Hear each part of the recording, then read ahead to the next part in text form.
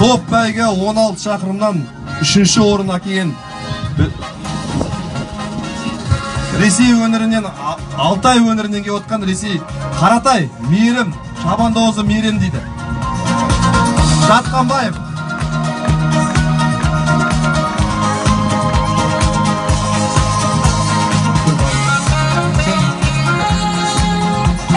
Ал, құрметті қалайық.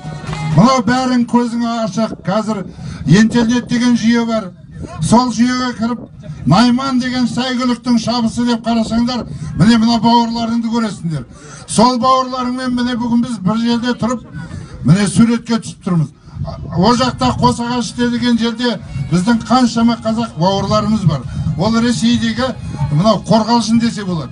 Ресейдегі қазақтар. Ол елдің барып 15 күндей болып, мен соның жаңағы дәмін татып, суын ішіп көріп ем. Бірақ сол жерде осы баланың сондай Сәйгүлі бар екенін білмеппін. Енді барсам Алла жазса көрем деп ойлаймын. Бақытты болайын олайын.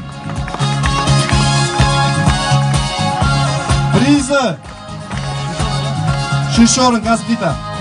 Оң жағымызда.